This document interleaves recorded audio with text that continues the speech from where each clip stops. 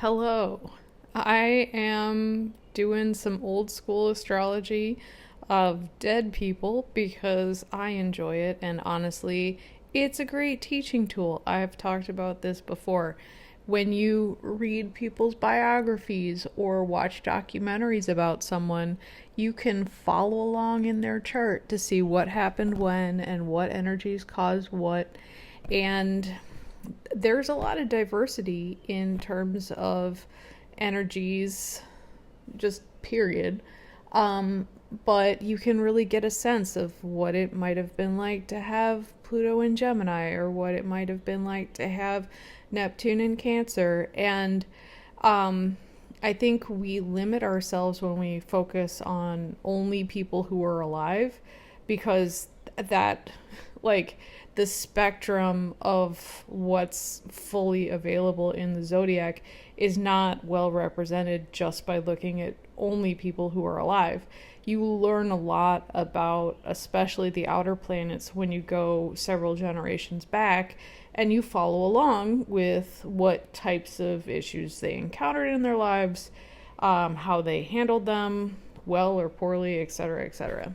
Anyway, um, I know the people who watch these, if they do, are more of the diehards who are just interested in learning astrology. So when I do these older videos or videos talking about dead people, I go really into it because I know anybody who bothers to watch probably actually cares about some of the more subtle nuances versus just like what my take is on Taylor Swift.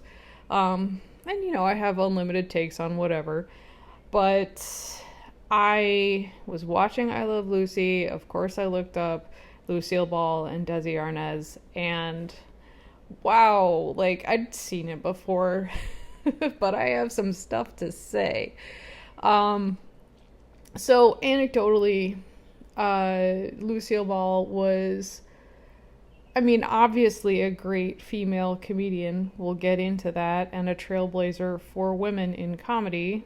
I don't have much more to say about that particularly.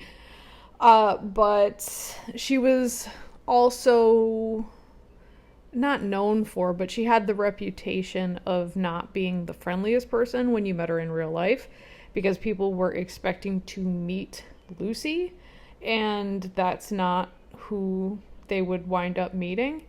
Most of the time, at least, and that's like, I can't exactly cite my source, but I've heard it multiple times.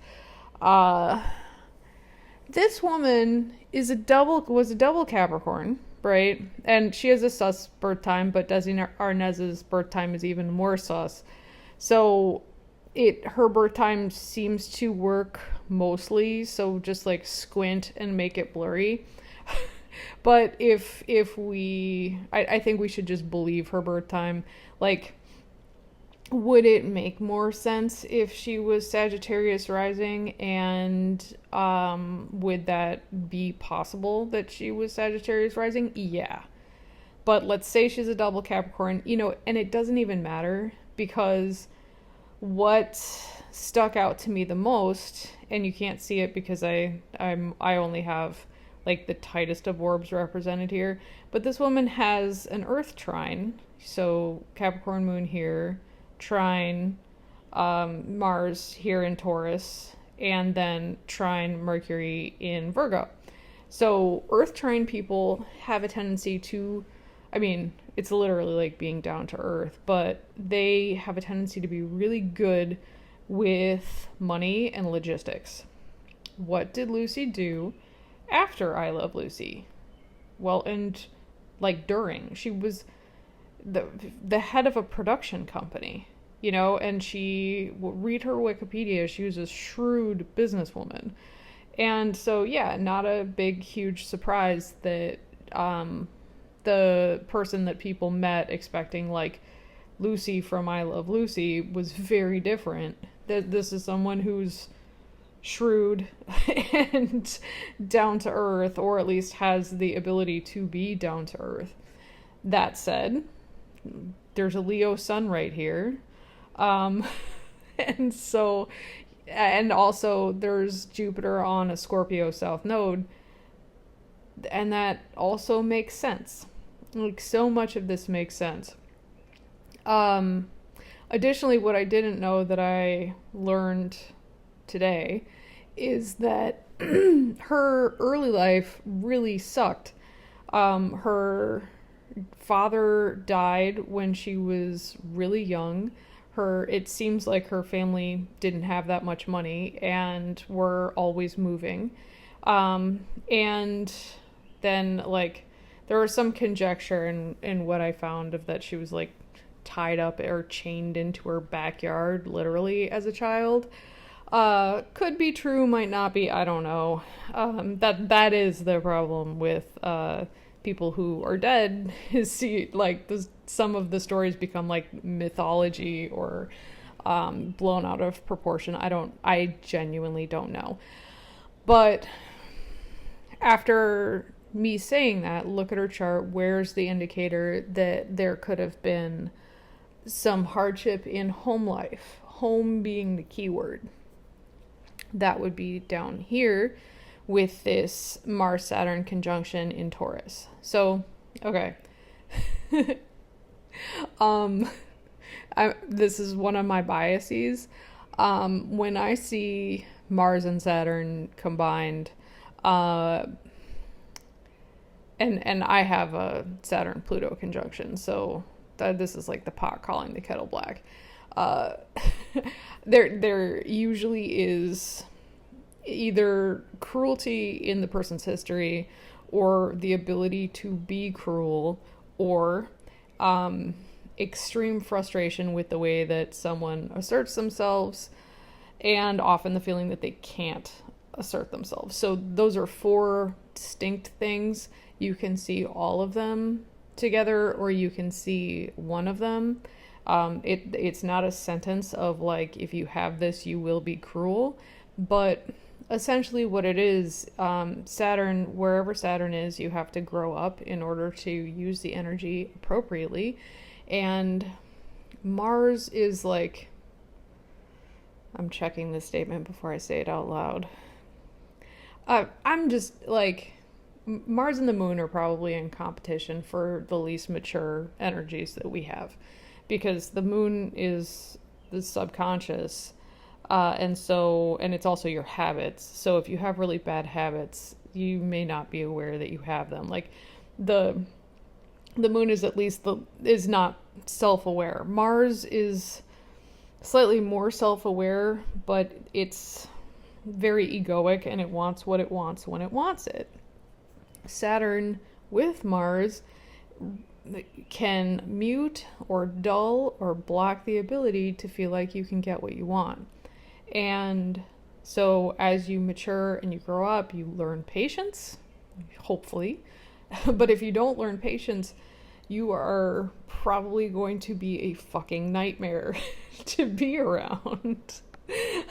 So it's, and it's not a sentence that you will be this way, but it is a statement of, if you do not learn to use these energies wisely, you're going to have issues in life. And you're probably not going to like people who have an unrestrained Mars, like people that you see wandering the earth, just seemingly doing whatever they want, where you feel like you can't do that.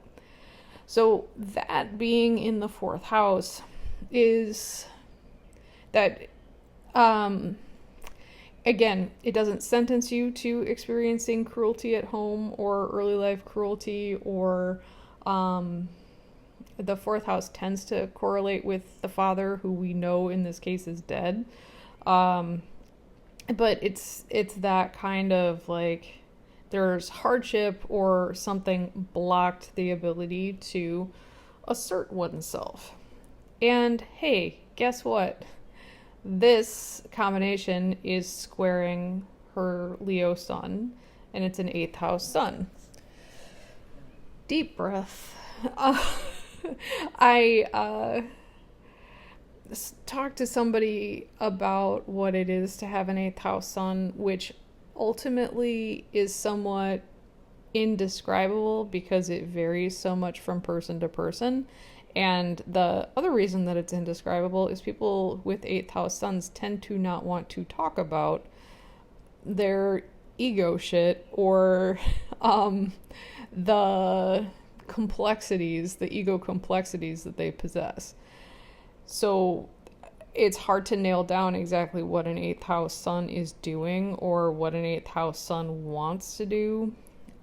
And so I'm not really going to speak to it, but it can portend some psychological stuff. It can also portend the ability to understand psychology naturally, and Mercury in the 8th house also would help with that. But this can also give you some pretty deep issues.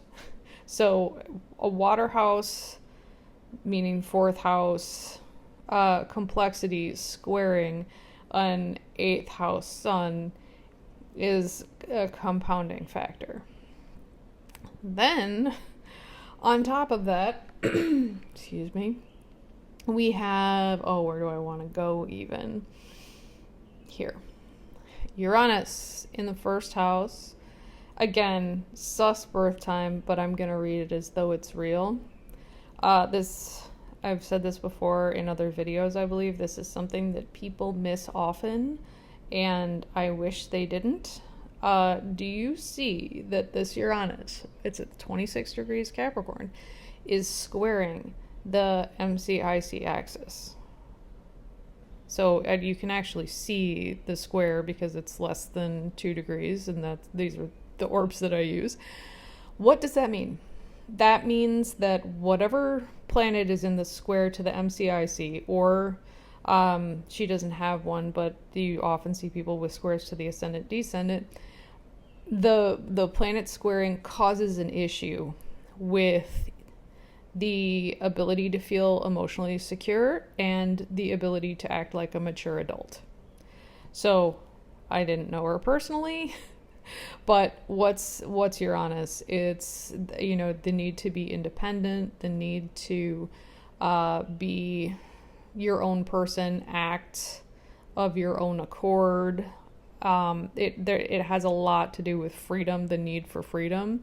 And so this pulls in a freedom closeness, authoritative dilemma all by itself just by existing here. But of course it's more complicated. It is opposed by Neptune. So the Neptune-Uranus opposition that happened probably 1911, 1912, 1913, that ballpark, that's a generational aspect. So everybody Lucille Ball's age would have this opposition falling somewhere in their chart. For her, in this chart, it's a 1st house, 7th house issue. So that's really complicated subconscious energy as well, because of course Uranus and Neptune are subconscious planets. And so this is again a freedom closeness thing. Neptune is in the 7th house, does not have a good reputation, but because it has a tendency to mean that you idolize partners, or you don't see them clearly, or they deceive you and then you find out and it's awful, or you marry or partner with someone who is needy or a loser, which I'm not saying happens or happened in this case. I am saying that it is possible, just generally. But it's really the inability to necessarily see whoever is opposing you clearly. So you can have enemies who you really don't see coming, because in addition to partners, the 7th house is the house of open enemies. And open enemies are people who you agree, like they hate you, you hate them, everybody knows.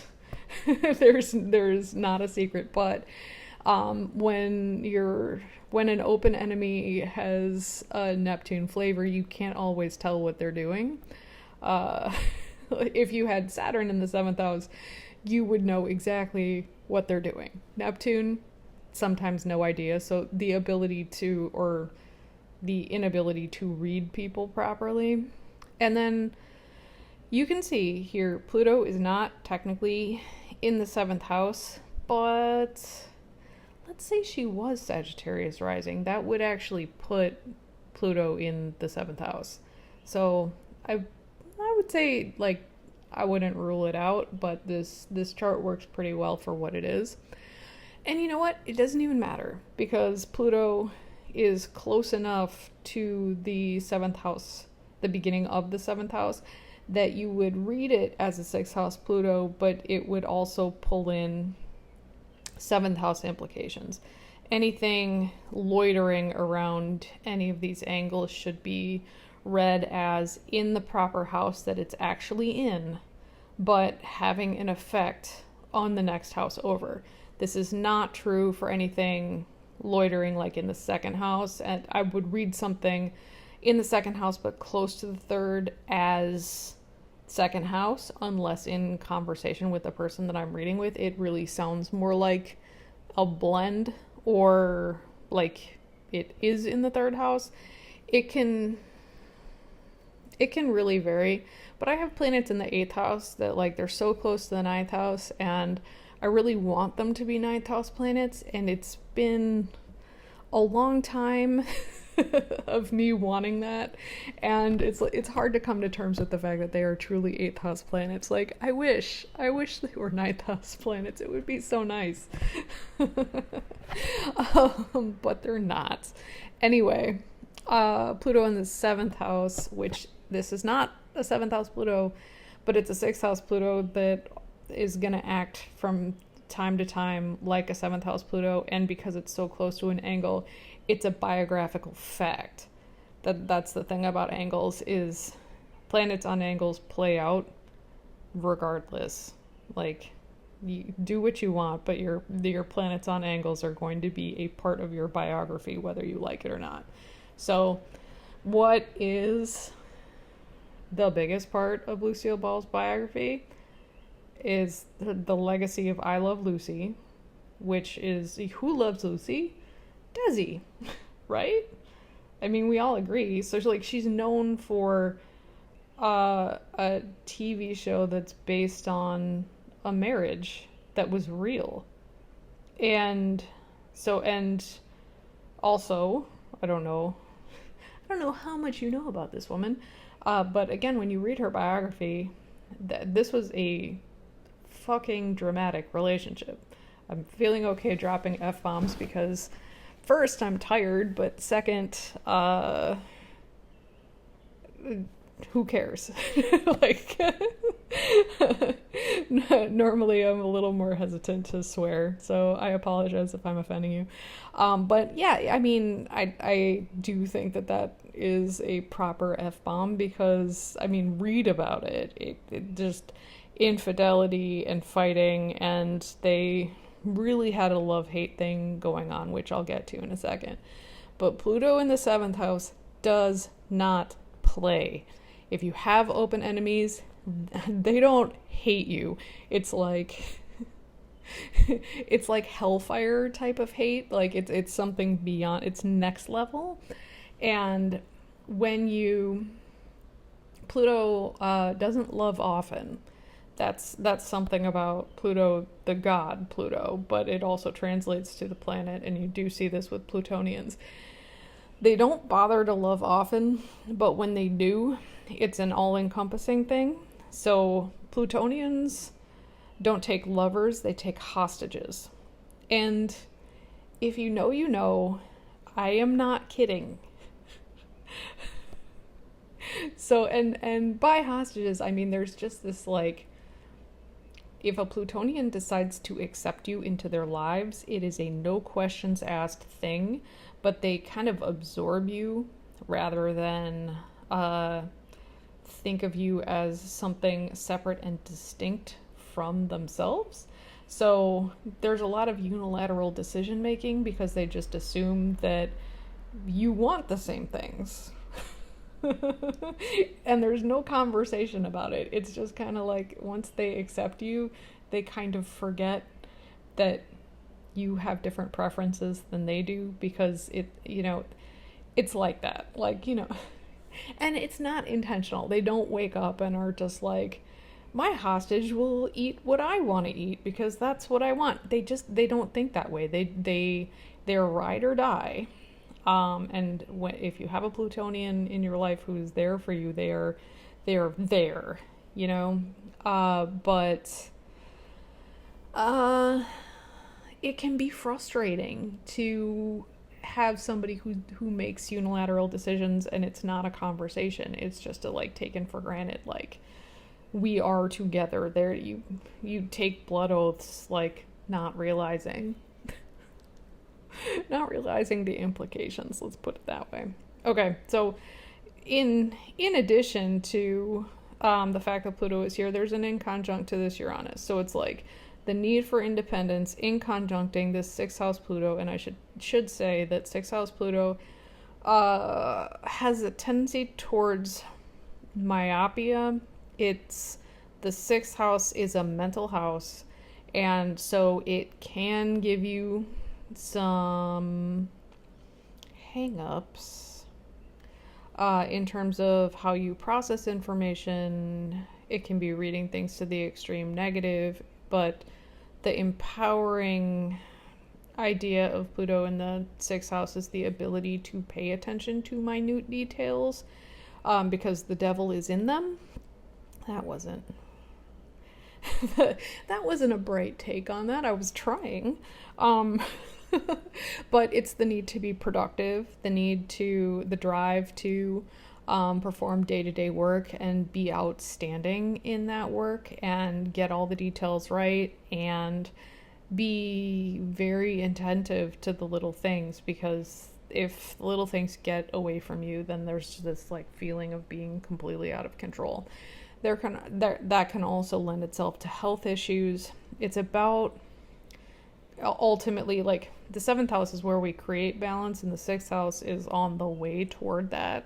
So you do need a balanced mind, you do need a healthy body, you do need to keep track of the minutia, so that as you go into the 7th house, you have all of the tools you need to find balance.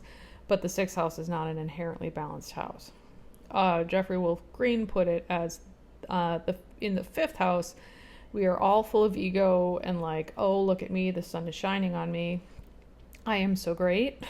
And then in the 6th, just segue into the 6th house, it's the opposite of that. He said it's inverted. And so you go from 5th house into 6th house, and then in the 6th house you're I am the worst, I am not good enough, I am behind the 8 ball, I can't get it together. And so that's the disempowering vision, and you have to just get on top of the things that kind of mentally plague you in order to find personal power. So a 6th house Pluto that's headed into the 7th house, and it was in Gemini, which is a very mental sign, that kind of looks like needing to accomplish and needing to do a lot of work in order to satisfy the people who are opposite you, who are demanding that you perform that work to a level of excellence. And so to not fulfill that would be this fear of disappointing other people or not doing enough. That's maybe a partial read. We'd have to ask her. But that's kind of an idea of what it could be. And I'm just going to talk forever because there's so much here. But I do want to get to Desi because I have his chart too. But it's so suspect. Then 9th house Venus again, I've said this before, but you just tend to see it a lot, and it's such a perfect example. Venus is about who we fall in love with and marry. The ninth house is actually comedians, but you know what else it is foreigners. So you do see people who with Venus like right here, and see how it's on the line, like it's right on the line. And it could be like, this could be an 8th house going into 9th house thing again. If she's Sagittarius rising, it's possible. But you tend to see people with 9th house Veni who marry someone from another culture, or they travel to another country and marry and settle there. It's not universal, but there is an attraction to people who are different from you, but mind-broadeningly different or culturally different. Then to add to that, and I mentioned this in passing, Jupiter in the 10th house, conjunct the South Node in Scorpio. Let's just talk about Jupiter in the 10th house. So the 10th house is how you are perceived in society. And so comedian, right? Or businesswoman, and both. South Node suggests that both of those things, so the natural comedy, and I mean she was a pretty physical comedian, as well as business acumen, were just inherently part of her and would be very easy to develop. Because again, South Node is stuff that you bring in. So there are natural gifts there, but the South Node is also like stuff that you overdo or lean on, or stuff that's overdone. Now let's talk about Scorpio for a second. Scorpio South Nodes have a tendency toward drama and even a flair for it. They do tend to perceive people's actions as hostile. Like that's kind of the lens of like, what is this person trying to do? There can be a lot of hang-ups about that. And then in the 10th house, that's Capricorn's house. So there's the possibility of being rigid, the possibility of being really fixated on success, the possibility of taking responsibility for things that aren't necessarily your responsibility, and the focus on work, which I'll get back to, I think. So North Node in the 4th house, there we go, would be the need or karmic demand to focus on personal life, learn to feel feelings, and in Taurus, learn to calm down. Because Scorpio gets spun up. You don't need to do anything to spin up Scorpio South Nodes. They do it all by themselves. But there can be a lot of insecurity about, like, do you really love me? Are you really going to be there for me? Are you going to abandon me? Again, especially with an angular Pluto. Pluto's the ruler of Scorpio. That's going to be part of the narrative of people who do diabolical shit. Because angry Plutos, remember, your enemies are demons, essentially. I said hellfire, but your enemies are no joke, or people can unreasonably focus on you or single you out to teach you a lesson when you have Pluto here.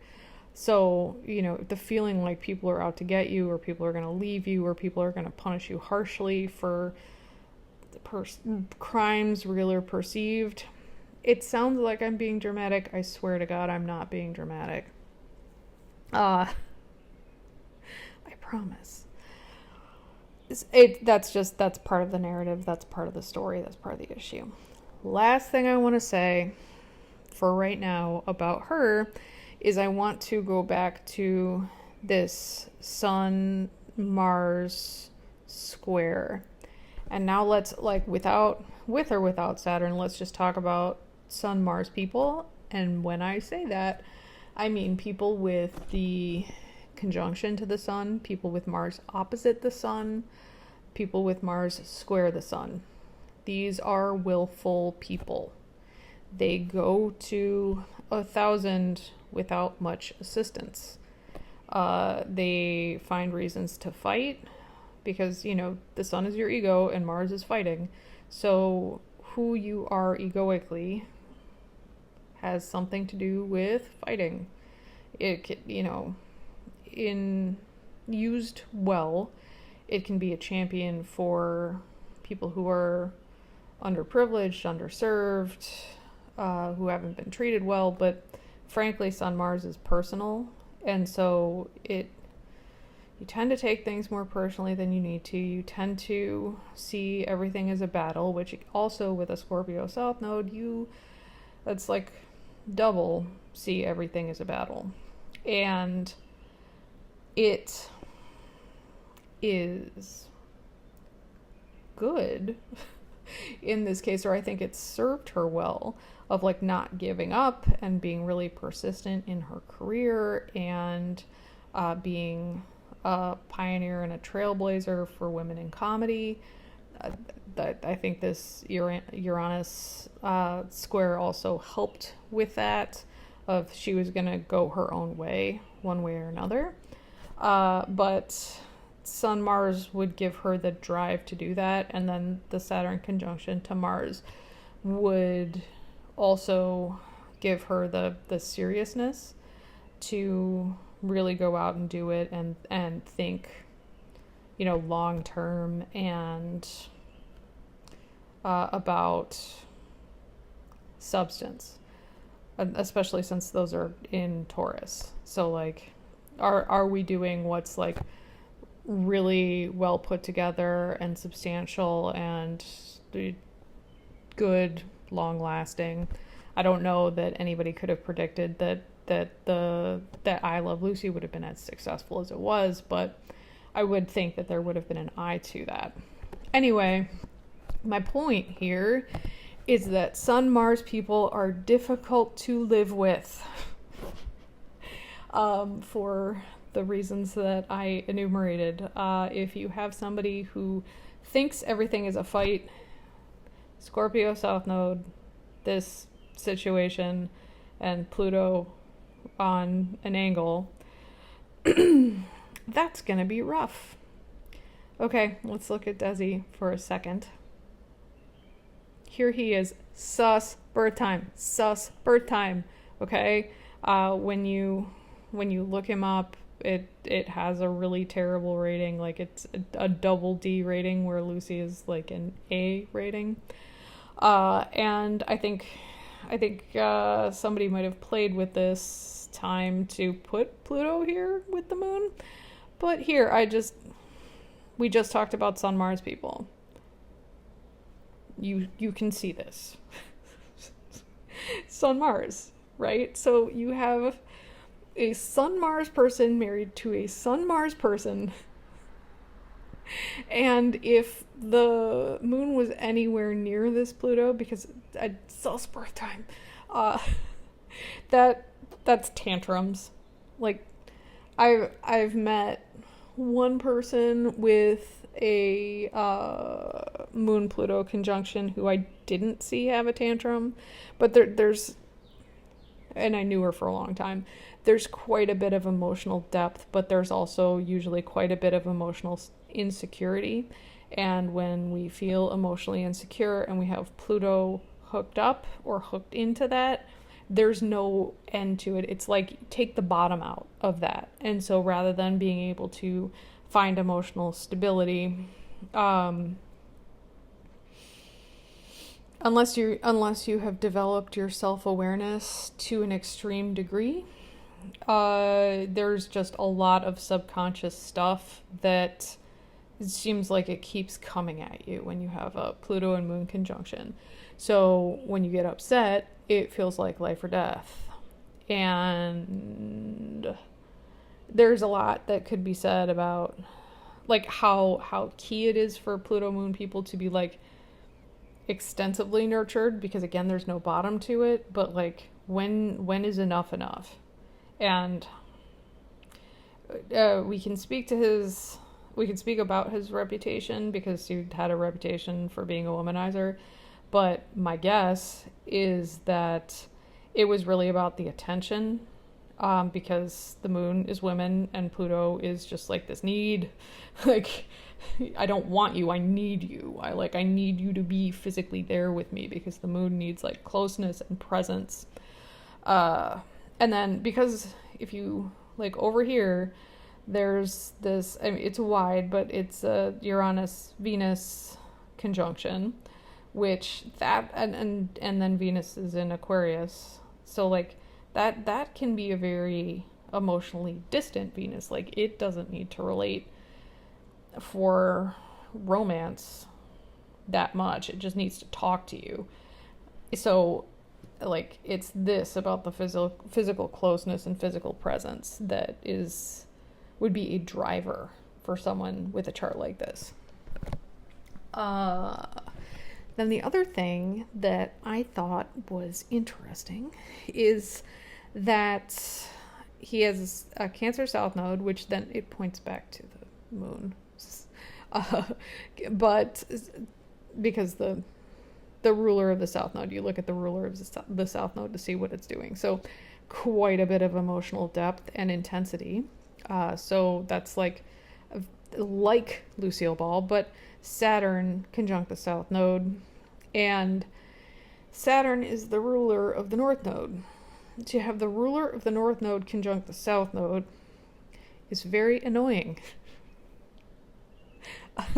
Says the person who also has this situation. Basically what it means is the way that you were nurtured has little bearing on what direction you're headed in, and so you get a bunch of ideas about the way that the world works or the way that you need to conduct yourself, and a lot of just like imprints, and basically your primary drivers as identified by the South Node aren't going to help you much.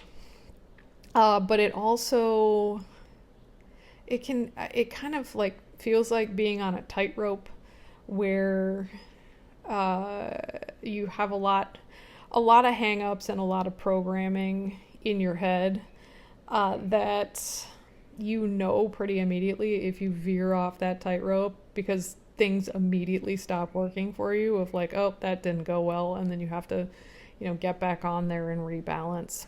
So you just start falling off one way or another. And you have to be really, really laser focused on like, nope, I'm not going to do that old shit. I'm just going to go as straightforward as I possibly can.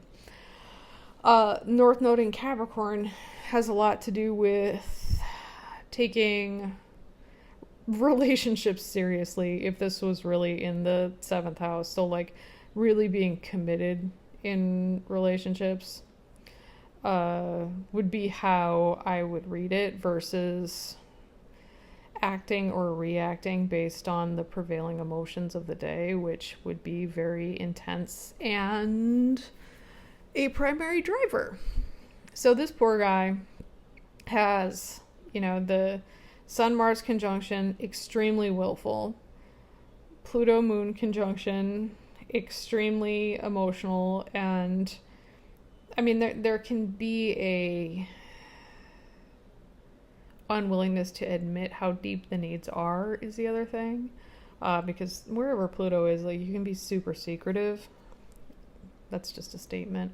And then Saturn on the South Node, speaking about that by itself, aside from it being the ruler of the North Node, people with Saturn on the South Node also have a tendency to be very driven to work and very used to hardship.